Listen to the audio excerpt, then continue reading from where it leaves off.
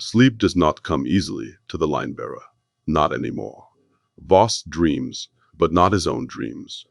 A vast chamber, stone older than memory, a heartbeat beneath the ground, a voice like shifting mountains.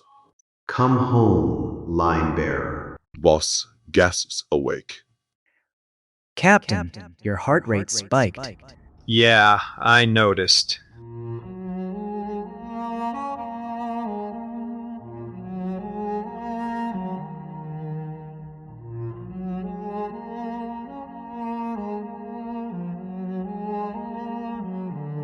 On the bridge, a buzz of activity fills the air as the ship nears its destination. Planet Vreylor Prime fills the viewport just as Captain Voss steps inside. We're entering Vreylorian orbit.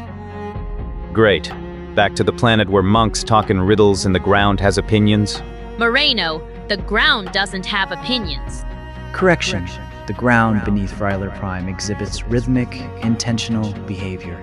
See, sentient dirt. Right as Captain Voss was absorbing the majestic view of Vreylor Prime, the professional atmosphere was punctured by the erratic tap-tap-tap of heavy work boots. Jax drifted onto the bridge sideways, balancing a bulky datapad on his palm while using a small stylus to probe its interface. He looked less like a starship officer entering a command center and more like a guy trying to find a cell signal in a basement.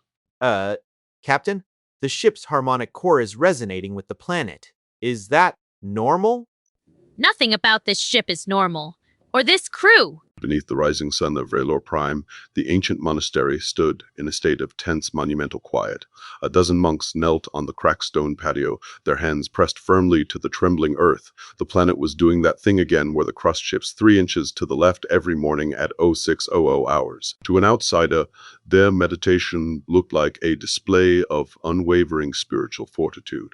In reality, it was mostly a collective, unspoken agreement that if anyone stood up first, they'd be the one stuck making the morning coffee. Elder Vaylon rises as the crew approaches. Line bearer, you have returned. You knew we were coming? The deep path called you. We merely listened. I miss the old days when people just said hello. Shh. The pulse grows stronger. The Warden stirs, and the first echo has chosen you. I don't understand any of this. You will. Oh, you will. Follow me, all of you.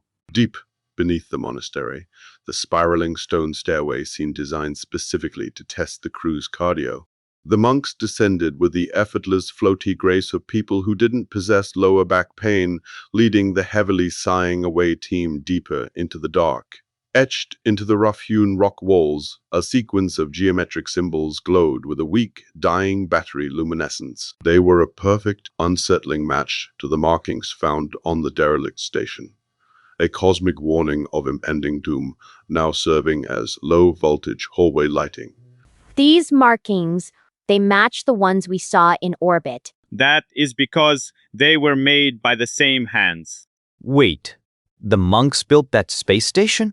We are merely the inheritors. The true builders vanished before the makers were born. So, like, super ancient ancients? Yes, Jax. Try not to touch anything. No promises. They stepped out into a cavernous underground chamber that defied every known law of subterranean engineering. Veins of glowing energy spiderwebbed through the towering stone walls, pulsing with the unmistakable rhythmic hum of the forgotten lattice. The air didn't just vibrate, it felt thick, like walking through warm gelatin. Ground beneath their boots thrummed with a steady, low-frequency bassline that went straight through their heels and set their kneecaps vibrating like cheap tuning forks. It was a breathtaking monument to an ancient galactic power, and it gave everyone in the away team an immediate, mild headache. Captain, the harmonic frequency matches my core. I am drawn to it. Drawn how? Emotionally.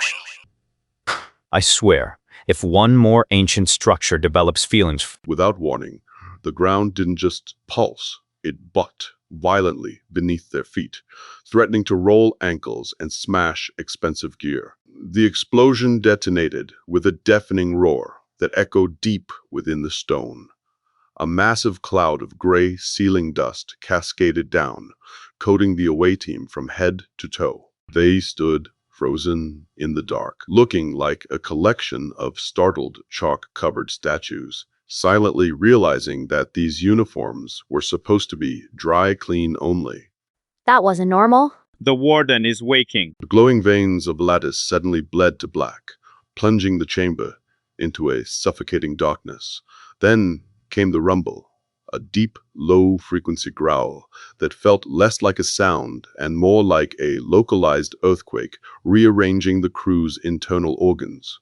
Beneath the cracked stone floor, a shape began to shift.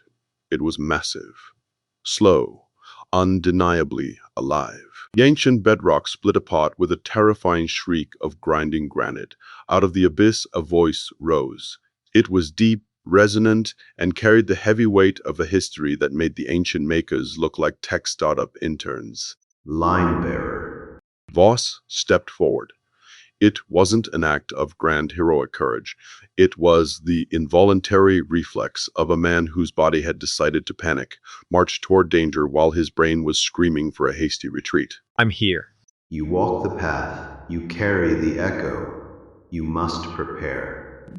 Prepare for what? The voice grew heavier, shifting from a sound into a physical weight that pressed down on the entire room. The air molecules themselves seemed to thicken, dropping the temperature and inflating the atmospheric pressure until everyone's sinuses throbbed in unison. It was a voice that didn't just vibrate in the air. It bypassed the ears entirely, vibrating inside the crew's chest cavities and making their rib cages feel about 3 sizes too small for their lungs. The Convergence. Chamber shakes violently. Okay, time to leave. Time to very much leave. You must hear this. The Makers sealed what they could not destroy, but the seal weakens, and the shadow you faced was only the first. What's coming? Everything. Chamber collapsed with a terrifying, apocalyptic suddenness. The ground split beneath their boots, opening up jagged chasms that turned the solid floor into a deadly game of hopscotch. House-sized blocks of stone detached from the ceiling, obliterating everything they touched in explosions of rock dust and spark. The ancient roar of the entity filled the void, a sound so loud it physically rattled the crew's eyeballs in their sockets. Any semblance of a coordinated professional retreat instantly dissolved into a highly synchronized display of wild arm-flailing and blind panicked sprinting. Jax, did you touch anything? No. Move. They sprint up the stairway as the ruins collapse behind them. In the courtyard exterior, the silence was absolute.